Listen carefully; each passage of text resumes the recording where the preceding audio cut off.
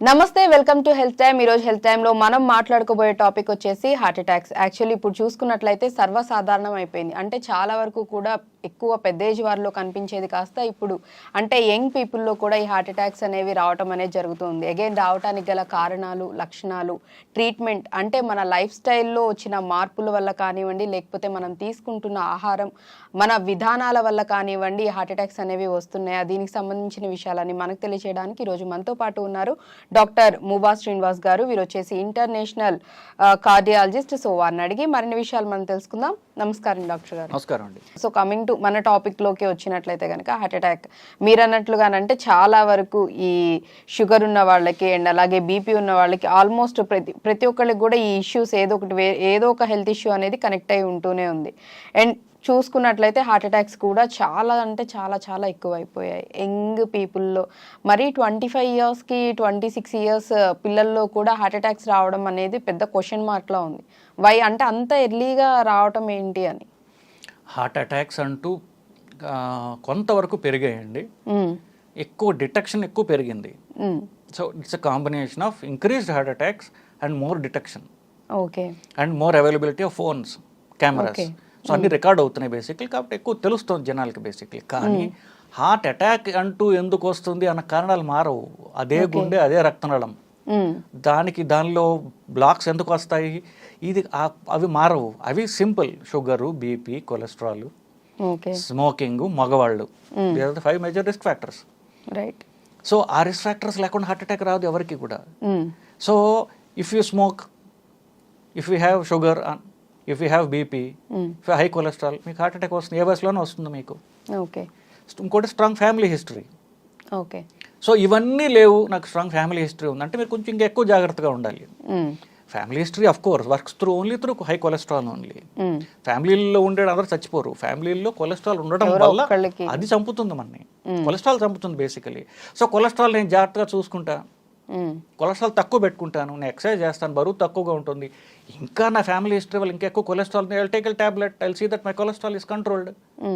Then heart attack cannot kill me, paralytic attack cannot kill me, but I will die of cancer. అది వేరే విషయం. Ultimately I have to die. I will not die in a bed and in a ventilator. ఒక 90 ఏళ్ళ దాకా బతుకుతాను, 90 ఏళ్ళు ఎలాగో పోవాలి కాబట్టి ఏదో పోతా. కానీ ఈ లోపుగా హార్ట్ అటాక్ వచ్చి నడవలేక ఆయాసపడుతూ మధ్యలో మన లైఫ్ అంతా మారిపోయి, మనం కొల మీద భారం అయిపోయి, మన పిల్లలు ఎందుకు వచ్చిందో దేవుడు వీడెక్కడ దొరికాడని మన మీద పడి ఇసుక్కోకుండా you live a functional life till you die. Right. And అలాగే మీరు ప్రాపర్గా అంటే వ్యాయామాలు ఇవన్నీ చేస్తే కూడా చాలా వరకు కూడా అంటే హార్ట్ అటాక్స్ వచ్చేదీన్ని మనం కొంతవరకు కంట్రోల్ చేసుకోవచ్చు అంటున్నారు. బట్ అగైన్ ఇక్కడ చూసుకున్నట్లయితే చాలా మందిలో కూడా ఎవరైతే కొన్ని మనం రీసెంట్గా కూడా కొన్ని క్లిప్స్ చూసాము, జిమ్ చేస్తూ కూడా సడన్గా స్ట్రోక్ వచ్చి చనిపోవటం. ఎందుకు యాక్చువల్లీ మన కన్నడ సూపర్ స్టార్ పునీత్ రాజ్ కుమార్ గారు, ఆయన కూడా యాక్చువల్లీ జిమ్ చేస్తూ వర్కౌట్స్ చేస్తూనే అండ్ అలాగే అఫ్కోర్స్ ఆబ్వియస్లీ ప్రాపర్ డైట్ అనేది వాళ్ళు మెయింటైన్ చేయడం, ఫుడ్ అనేది ప్రాపర్గా తీసుకోవడం, హెల్దీ లైఫ్ స్టైల్ అనేది వాళ్ళకు ఉంది. స్టిల్ అయినా కానీ అంత హెల్దీ బాడీ పెట్టుకొని ఇవంతా ఉండి కూడా ఆయన వర్కౌట్ చేస్తూ చనిపోవడం అనేది జరిగింది. అగైన్ ఇక్కడ క్వశ్చన్ అదే వస్తుంది, అంటే హెల్దీ లైఫ్ స్టైల్ లీడ్ చేస్తూ కూడా హార్ట్ అటాక్స్ రావడానికి కారణం ఏంటి అని వస్తుంది. ఆయన హెల్తీ లైఫ్ లీడ్ చేస్తున్నారు అనేది మీ అజంప్షన్ కదా. Do you know it by fact? No, you will not know. ఈ సెలబ్రిటీ డెత్స్ ఇదే ప్రాబ్లం అండి. సెలబ్రిటీస్లో truth never comes out. Okay. ఒక విజువల్ ఉంటుంది, ఒక వీడియో క్లిప్, ఎక్సర్సైజ్ చేస్తే చనిపోయాడు. మేబీ దీనివల్లే అనేది అనుకుంటాం. అందరూ అంతే. ఇప్పుడు సెలబ్రిటీస్ అయితే ఎక్కువ మైలేజ్ వస్తుంది, మిగతా వాళ్ళంతా ఒక వీడియో క్లిప్ వస్తుంది, మీకు ఎవడో సడన్గా పడి చచ్చిపోతాడు, జిమ్ చేస్తూ ఉంటాడు. అతను ఓవర్ వెయిట్ ఉన్నాడా, అతనికి షుగర్ ఉందా, బీపీ ఉందా, స్ట్రాంగ్ ఫ్యామిలీ హిస్టరీ ఉందా, స్మోక్ చేస్తాడా, ఆల్రెడీ హార్ట్ అటాక్ వచ్చిందా, స్టెంట్లు ఉన్నాయా, ఏమీ తెలియదు కదా మనకి. రైట్. ఎవడో 30 ఏళ్ళు చచ్చిపోయాడు. సో 30 ఇయర్స్ అబ్బాయి చనిపోయాడు హార్ట్ అటాక్ తో అన్నది మాత్రమే వినిపిస్తుంది. అతని బ్యాక్గ్రౌండ్ మీకు ఏమీ తెలియదు కదా. ఇప్పుడు ఒక పెద్ద యాక్టర్ ఎవడో చనిపోయాడండి, పలానా యాక్టర్ చనిపోయాడు, అతనికి క్యాన్సర్ వచ్చింది అని ఏదో రాస్తారు. రైట్. అతనికి షుగర్లు, బీపీలు, హార్ట్ అటాక్లు, బైపాస్లు ఏమి కూడా మెన్షన్ చేయరు పేపర్లో. ఓకే. పర్సనల్ డీటెయిల్స్ చెప్పకూడదని, చనిపోయిన వాళ్ళకి గౌరవం ఇవ్వాలని. కానీ ఇప్పుడు అంటే మరి వీళ్ళందరూ కూడా బ్యాక్గ్రౌండ్ తెలియదు మనకి. సో వాళ్ళది ఏదో చూసి మనం భయపడిపోవటం అనేది ఇట్స్ ఇల్లాజికల్. సో బేసిక్గా జనాలందరూ కూడా అంటే of course obviously stars celebrities అంటే వాళ్ళంటూ ప్రాపర్గా డైట్ ఎవ్రీథింగ్ మెయింటైన్ చేస్తూ ఉంటారు, ఫుడ్ విషయంలో చాలా పర్టికులర్గా ఉంటారు. సో నార్మల్ కామన్ పీపుల్కి వచ్చే డౌట్ ఏంటంటే అంటే అంత బాగా ఉండేవాళ్ళు వాళ్ళకే హార్ట్ అటాక్స్ వచ్చాయంటే మన పరిస్థితి ఏంటి, మనం అసలు డైట్ ఏమి ఫాలో అవ్వం ఎలా అన్న భయంతోనో లేకపోతే అపోహలతోనో ఉంటారు. ఇప్పుడు సినిమా స్టార్లను తీసేద్దాం పోనీ. సౌరవ్ గంగులీ ఉన్నాడు. సౌరవ్ గంగులీ తెలిసింది, సౌరవ్ గంగులీ తెలియని వాళ్ళు లేరు.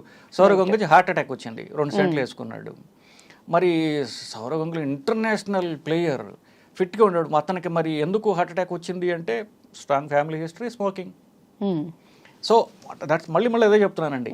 If you just adhere to basics, don't smoke, keep your cholesterol లో, రైట్, ఈ 2 చేస్తే మీకు హార్ట్ అటాక్స్ రావు, పెరాలిటిక్ అటాక్స్ రావు. మీరు ఎన్నో ఎక్స్ప్లెనేషన్లు ఇచ్చుకోవచ్చు దానికి. బట్ ఇఫ్ యూ స్మోకింగ్ తీసేసి మీరు ఎక్సర్సైజ్ ద్వారా డైట్ ద్వారా మీరు ఏమైనా చేయండి, LDL అనేటటువంటిది కంట్రోల్లో పెట్టుకోండి కొలెస్ట్రాల్లో, will not have a heart attack.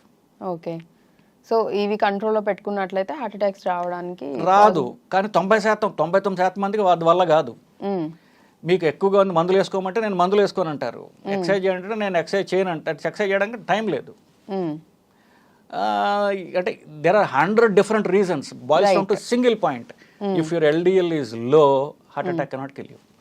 Okay, so అంటే ఒక్కొక్కళ్ళకి కారణాలు అనేవి చాలా రకాలు ఉంటాయని చెప్తున్నారు. అంటే ఒకళ్ళకి ఒక రీజన్ వల్ల రావచ్చు హార్ట్ అటాక్స్, ఇంకొకళ్ళకి ఇంకొకటి ఉండొచ్చు. అంటే ఇండివిజువల్ని బట్టి ఉంటుంది. అగైన్ మళ్ళీ వాళ్ళ ఫ్యామిలీ హిస్టరీ, మీరు అన్నట్లుగా ఇంకేమైనా హెల్త్ ఇష్యూస్ ఉన్నాయి, ఇవన్నీ కూడా ఖచ్చితంగా ఇంక్లూడ్ అవుతాయి అంటారు. అంత boils down to single point అండి చెప్పేది. మీ బ్లడ్ కొలెస్ట్రాల్ రిపోర్ట్లో LDL ఎంత ఉన్నది, షుగర్ కానివ్వండి, బీపీ కానివ్వండి, కొలెస్ట్రాల్ కానివ్వండి, ఫ్యామిలీ హిస్టరీ కానివ్వండి, సింగిల్ పాయింట్ ఎజెండా మీద రక్తనాళాలు వర్క్ చేస్తాయి. ఓకే, రక్తనాళాలు బ్లాక్ వల్ల హార్ట్ అటాక్ వస్తుంది బేసిక్లీ.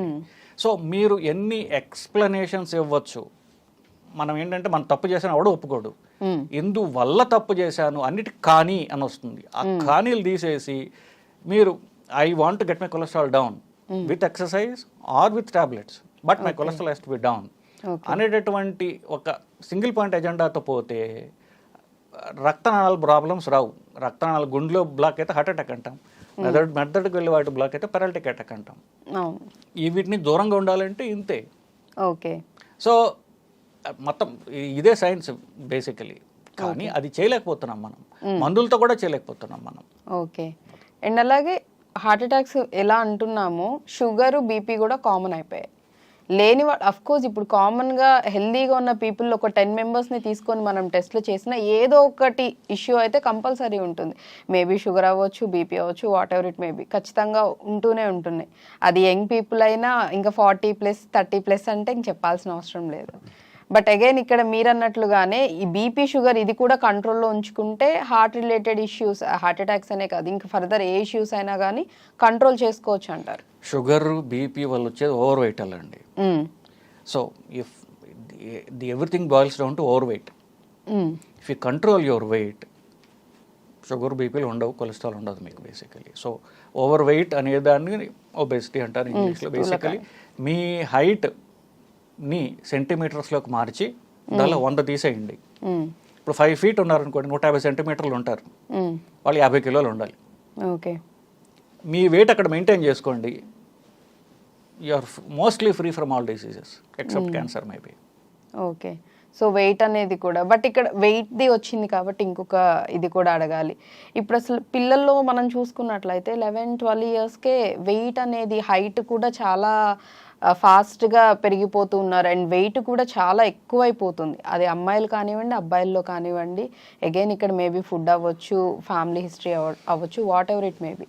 ఇంత అంటే చిన్న ఏజ్లోనే వాళ్ళంతా ఓవర్ వెయిట్ అనేది పెరిగిపోవటం, వాళ్ళని చూస్తుంటే బేసిక్గా నార్మల్ ఏజ్ వచ్చేసి 13-15 ఉంటుంది. బట్ వాళ్ళ అపీరెన్స్ వరకు అంటే వాళ్ళ బాడీ పర్సనాలిటీ వైజ్ చూసుకున్నట్లయితే 20 years, 22 years పిల్లలాగా కనిపిస్తూ ఉండడం అనేది కూడా జరుగుతూ ఉంది. సో అగైన్ మళ్ళీ అంటే ఇటువంటి కండిషన్స్ ఉన్నప్పుడు ఇప్పుడు ఓన్లీ మనం హార్ట్ అటాక్, షుగర్, బీపీని మాట్లాడుకుంటున్నాం. సో టీనేజ్ వాళ్ళకనే కాదు, సో ఇప్పుడు ఈవెన్ ఈ పిల్లలకు కూడా ఎవరైతే మనం చెప్పుకుంటున్నామో 13-14 ఇయర్స్ పిల్లలు. సో వీళ్ళకి కూడా హెల్త్ ఇష్యూస్ అనేవి అంత వెయిట్ ఉండడం వల్ల స్టార్ట్ అవుతాయి అంటారా? తప్పకుండానండి. సో ఒక్కొక్క దేశం పురోగతి చెందుతుందంటే నేను చెప్పినట్టుగా వాళ్ళకి డబ్బులు ఎక్కువ ఉన్నాయి. డబ్బులు కన్నా ఫస్ట్ చేసే పని వాళ్ళు తిండి కొనుక్కోవడం. So over eating has become a major issue.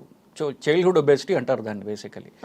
ఇంకొకటి తల్లులు ప్రపంచం అంతా కూడా ఏంటంటే పిల్లలు బంతులుగా గుండ్రంగా ఉంటే వాళ్ళకి హెల్తీ అని లెక్క. నిండుగా అపియరెన్స్ ఆఫ్ రౌండ్గా ఉండాలి, లావుగా ఉన్న పిల్లలు. ఇప్పుడు హెల్తీ బేబీస్ ఫొటోస్ చూడండి, అందరూ ఇంత లావు ఉన్న పిల్లలు ఉంటారు. సన్నగా ఉన్న పిల్లలు చూస్తే నచ్చదు ఎవరికైనా.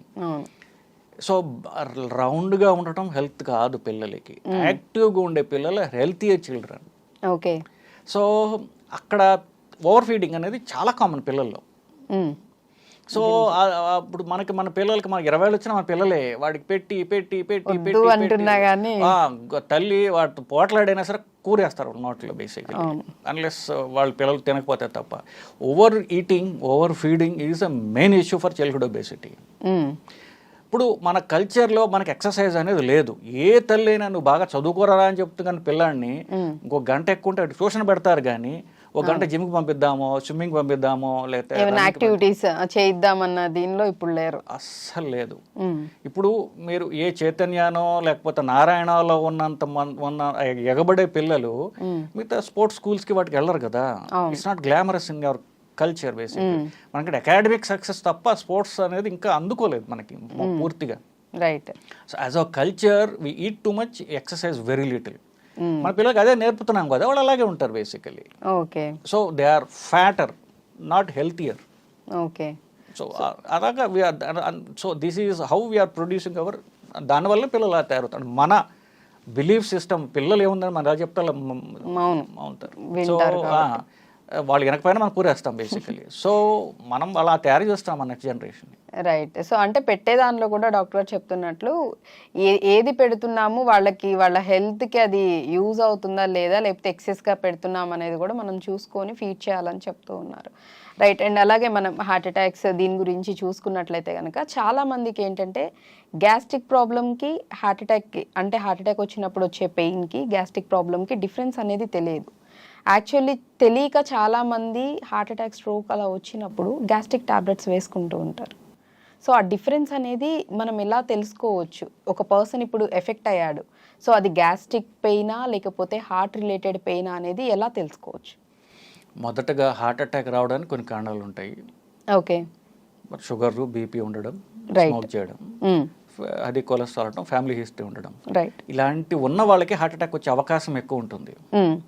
ఎస్పెషల్లీ షుగర్ ఉన్న వాళ్ళకి ఇది ప్రాబ్లం, సీరియస్ ప్రాబ్లం. ఎందువల్లంటే వాళ్ళకి అసలు హార్ట్ అటాక్ వచ్చినట్టు నొప్పి కూడా ఉండకపోవచ్చు, సైలెంట్ హార్ట్ అటాక్స్ అంటారు. కానీ పూర్తిగా సైలెంట్గా ఉండదు, నొప్పి కాదు కానీ ఇంకేదో వస్తుంది వాళ్ళకి. మీరు చెప్పినట్టుగా చెస్ట్లో బర్నింగ్ లాగా ఉండడం, కాస్త నొప్పి అనుకోరు వాళ్ళు, లేకపోతే జస్ట్ ఆయాసం లాగా రావడం, సిమ్టమ్స్, కళ్ళు తిరగడం లేదు అనుకుంటారు వాళ్ళు. సో వీళ్ళకి ఎక్కువగా ఇది సీరియస్ ప్రాబ్లం అవుతుంది.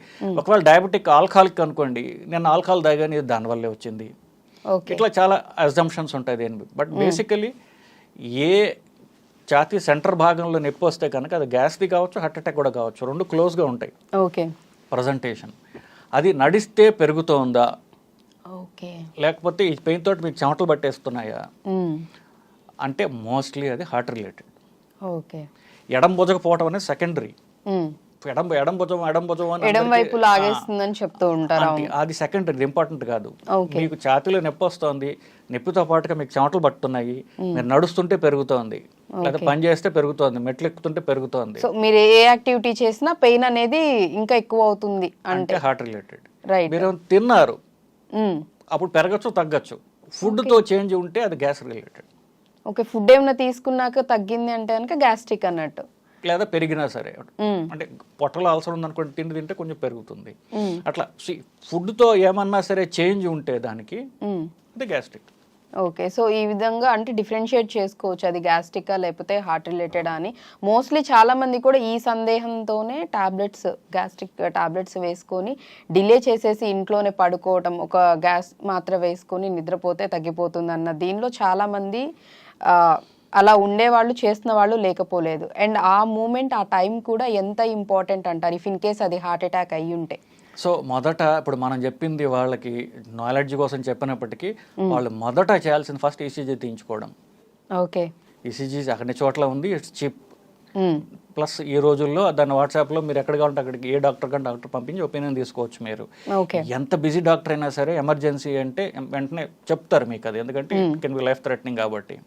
ఓకే. సో మీరు ఈ మనం జరిగిన మీమాంస మీద టైం వేస్ట్ చేయకుండా మీరు గ్యాస్ట్రిక్ అనుకున్న, అది పోనీ హార్ట్ అటాక్ అనుకున్న, మొదట తీయించాల్సింది ఈసీజీ తీసేస్తే ఓకే. ఆ డౌట్ తీరిపోతుంది. బేసిక్లీ ఈసీజీలో ఏమాత్రం తేడాలు ఉన్నా కూడా వెంటనే అదే గుండె ప్రాబ్లం అనుకుని హాస్పిటల్లో ఉండడం మీకు సేఫర్. ఓకే. సో అది గ్యాస్ట్రిక్ అంటే మరీ మంచిది. బట్ మీరు ఈసీజీలో మార్పులు ఉంటే ఇమీడియట్గా హాస్పిటల్ అడ్మిట్ అయ్యారనుకోండి, మీరు తీవ్రమైన కాంప్లికేషన్ రాకుండా డాక్టర్లు చూసుకుంటారు మిమ్మల్ని. ఓకే. సో బెటర్ అంటే యాక్చువల్లీ మీకు అది గ్యాస్ట్రిక్ అయినా లేకపోతే హార్ట్ రిలేటెడ్ అనేది మనం ఒకవేళ నిర్ధారణ చేసుకోలేని సిచ్యువేషన్ ఉంటే కనుక ఇమీడియట్గా మనం ఈసీజీ తీయించుకొని డాక్టర్ని కన్సల్ట్ అవ్వడం, డాక్టర్ దగ్గరికి వెళ్ళడం అనేది చాలా మంచిదని చెప్తూ ఉన్నారు. మోస్ట్ ఇంపార్టెంట్ థింగ్ అండి అది. ఎందుకంటే చాలా మంది ఇలా కూడా జరుగుతున్నాయి డాక్టర్ గారు, కొంతమంది హార్ట్ రిలేటెడ్ అనుకొని వెళ్ళినా ఈ టైం స్పాన్ నేను ఏదైతే అన్నానో ఆ టైం అనేది డిలే అవ్వడం వల్ల కొంతమంది హాస్పిటల్కి వెళ్లే లోపు లేకపోతే వెళ్ళిన వెంటనే కూడా చనిపోయిన వాళ్ళు కూడా చాలా మంది లేకపోలేదు. సో అంటే డిలే చేయొద్దు, యాక్చువల్లీ ఆ టైంని మాత్రం అసలు నెగ్లెక్ట్ చేయొద్దు, డిలే చేయొద్దు. ఇమీడియట్గా మాత్రం హాస్పిటల్కి వెళ్ళి చూపించుకోవడం, చెకప్స్ చేయించుకోవడం మంచిది అని అంటారు. అండ్ అలాగే అంటే బేసిక్గా ఓన్లీ ఈసీజీ ఒక్కటేనా, ఇంకేమన్నా అంటే బిఫోర్గానే మీరు ఇందాక చెప్పారు ఫ్యామిలీ హిస్టరీలో కూడా ఎవరికన్నా ఒకవేళ ఉండి లైక్ అంటే ఫాదర్కు 4 ఫాదర్స్కు ఎవరికన్నా ఉండి కొంచెం వీళ్ళు బిఫోర్గానే అంటే రాకుండా జాగ్రత్తలు తీసుకోవాలి అనుకునే వాళ్ళు కనుక ఎటువంటి టెస్ట్లు ఏ ఏజ్ నుంచి రెగ్యులర్గా ఎప్పుడెప్పుడు చేయించుకుంటే మంచిదంటారు? అంటే ఇండియాలో అంత టైట్ గైడ్ లైన్స్ లేకపోయినప్పటికీ అమెరికన్ హార్ట్ అసోసియేషన్ అని ఒకటి ఉంది, American college of cardiology, ACC లేకపోతే ఏహెచ్ఏ అంటారు దాన్ని. వాళ్ళు ఇచ్చిన గైడ్ లైన్స్ ప్రకారం అమెరికన్ సిటిజన్స్కి, but applies to everyone, 18 ఏళ్ళు దాటినటువంటి అడల్ట్స్ కదా అందరూ కూడా సంవత్సరానికి ఒకసారైనా వాళ్ళ కొలెస్ట్రాల్ పరీక్ష చేయించుకోవాలి. ఫాస్టింగ్ లిపిడ్ ప్రొఫైల్ అంటారు. సో దాంతో మనకి చాలా వరకు తెలిసిపోతుంది మనకి మన లైఫ్ స్టైల్ ఎలా ఉంది, రిస్క్ ఫ్యాక్టర్స్ ఎలా ఉన్నాయి. సో దానిలో ప్రాబ్లం ఉంటే తర్వాత పరీక్షలు చేస్తారు, ఈసీజీ తర్వాత TNT equal what ever. But cholesterol పరీక్ష, ఫాస్టింగ్ లిపిడ్ ప్రొఫైల్, కొలెస్ట్రాల్ కాదు ఫాస్టింగ్ లిపిడ్ ప్రొఫైల్ అనేది ఆల్మోస్ట్ మొత్తం పాపులేషన్ అంతా కూడా అడల్ట్స్ అందరూ కూడా కనీసం సంవత్సరానికి ఒకసారైనా చేసుకోవడం అనేది అవసరం అండి. ఓకే. సో ఈ ఫాలో అవ్వాలి. Thank you so much doctor గారు. Thank you. సో చూసారు కదా, ఇది ఇవాల్టి హెల్త్ టాపిక్. మరో టాపిక్తో మళ్ళీ మీ ముందుంటాను. Keep watching I dream news.